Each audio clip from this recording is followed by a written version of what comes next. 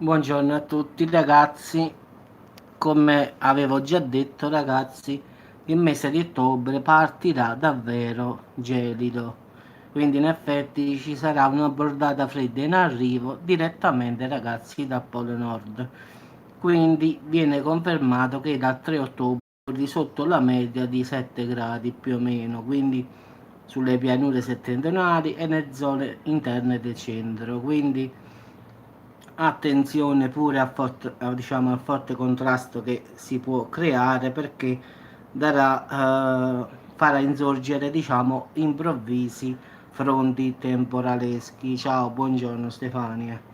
Quindi in maltempo poi si sposterà anche al resto del sud, quindi diciamo che dal 3 ottobre in effetti ci sarà questa bordata fredda in arrivo direttamente da Polo Nord, poi successivamente ci sarà un lungo periodo di pioggia.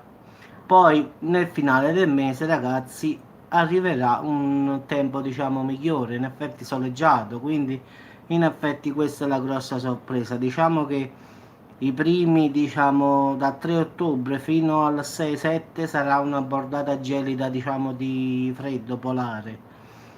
Poi arriveranno una decina di giorni, diciamo, di pioggia e poi il resto del mese sarà, diciamo, una fase, diciamo, più caratterizzata, diciamo, da un tempo stabile, soleggiato e un clima decisamente, diciamo, mite per il periodo. Quindi, diciamo, un mese un po' particolare. Quindi partiamo con il freddo, poi arrivano grandi piogge e poi a finale arriva il caldo. Quindi, diciamo un casino quasi, diciamo, in effetti, quindi però incominceremo col 3 ottobre in poi fino al 6-7 con questa bordata di aria gelida dal Polo Nord, poi ci sarà una lunga, diciamo, settimana, 10 giorni di piogge e poi nel finale, diciamo, altri 10 giorni del finale del mese ci sarà tempo soleggiato quasi ovunque, diciamo, in Italia.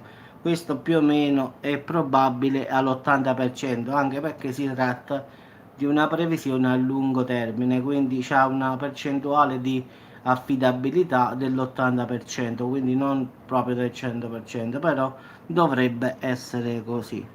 Vi auguro ragazzi buon appetito fra poco a chi mangerà, sono le 12, comunque ancora presto. Buona giornata a tutti e ci sentiamo dopo con qualche altra notizia ragazzi. Ciao a tutti.